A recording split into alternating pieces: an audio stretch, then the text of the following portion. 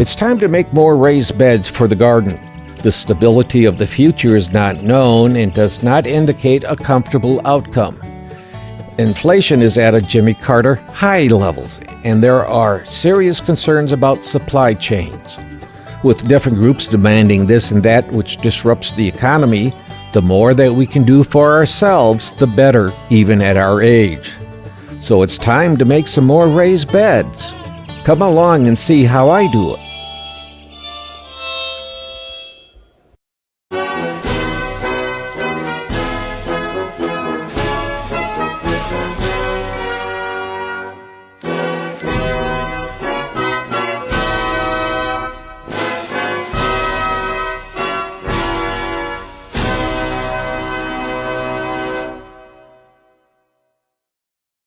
Hi, I'm Scott Boehm. They call me the Old Farmer.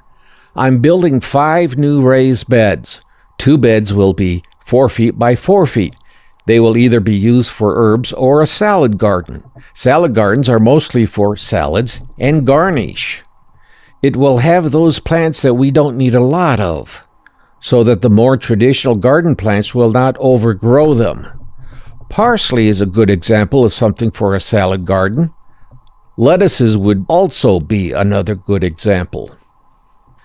In an herb garden, I would like to see basil, Greek oregano, sage, bay leaf, chives.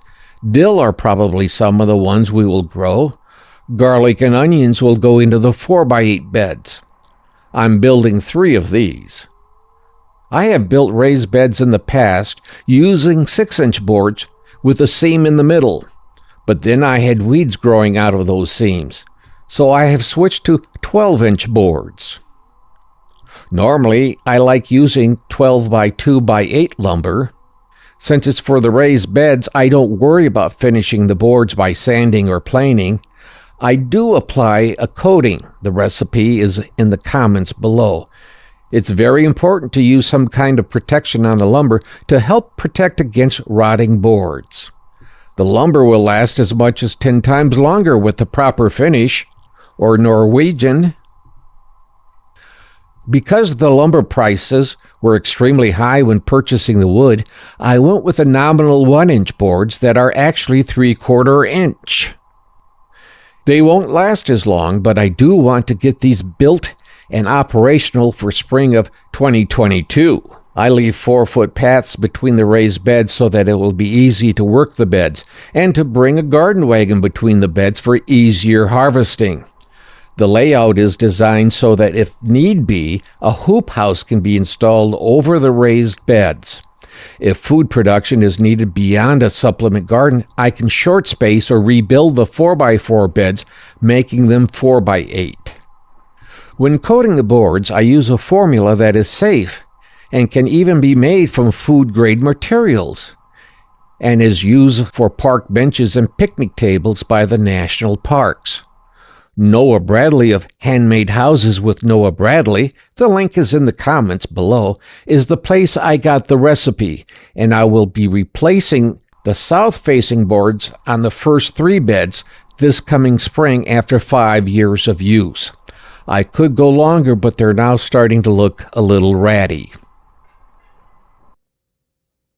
I make up the solution of sealant, and using a roller, I apply 2 coats to the lumber before building the beds.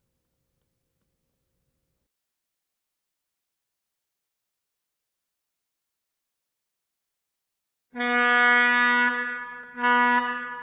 use ceramic screws to help protect against the screws rusting out and to eliminate electrolytic reaction between 2 different metals. I build the frames inside the garage so that it's easier to have everything at a comfortable working height, and then I carry the frames to the garden. For the small 4x4 beds, I used bag dirt to get them started this year. For the 4x8, I will bring in dirt in our farm truck. I am tired of hearing the term organic garden being used for home gardens. It's much more important to think of sustained gardening. If you apply tonics, it really doesn't matter whether it's from compost, manure, or Miracle-Gro. The plants in the biosphere don't care what it is when you lay down fertilizers. When it's in large amounts, that's when it's possible to kill the microbes and even burn plants. So thin down your nutrients into being tonics if you need to use some. Keeping your plants healthy and vibrant is your best protection against insects and blights. It is the insecticides and other ingredients such as these that should not be used.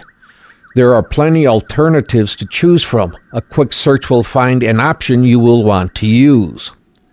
When I haul in the dirt for the beds, I want to haul in some crushed rock too. This will help with trace minerals that are needed and should last for years and years. The way we fertilize our gardens is with leaves and grass in the fall.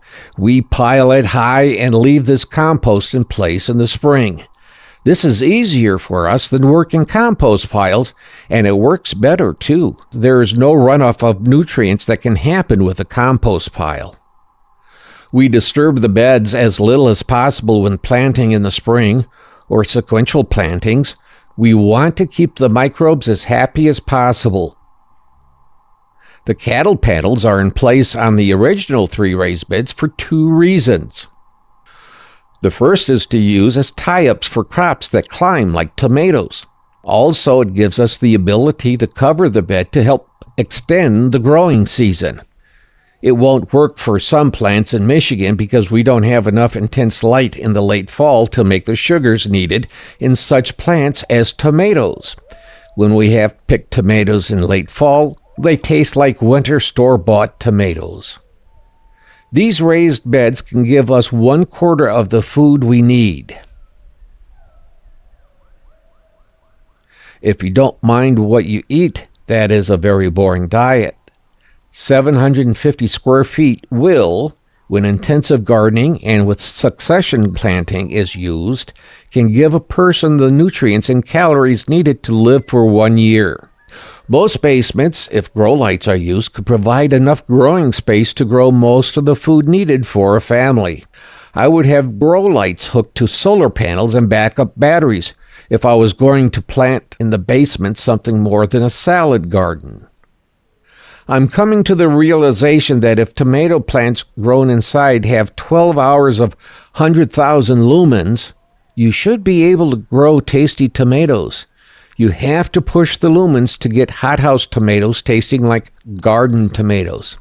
It may even need more than 100,000 lumens and at least 6,000 Kelvin in light temperature to grow a garden tomato indoors. If anyone has tried this, leave a comment. Also, if you've built raised beds, tell us how you did it. I would like to say thank you to all of the fine folks who have subscribed to this channel. Thank you. Our immediate goal is to reach the magical 1,000 subscribers so that we can start getting a pittance from YouTube. So if you can, please subscribe, ring the bell, give a thumbs up, and share with those who you think would like watching this channel. And thank you to those who have just tuned in for the first time.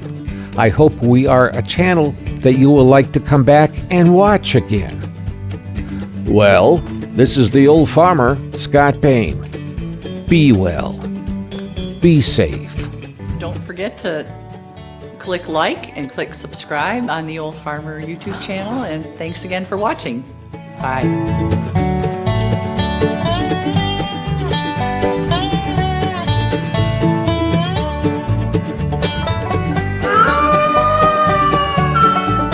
The VFW National Home for Children, providing families of veterans and active duty military opportunities for growth and development in a nurturing community.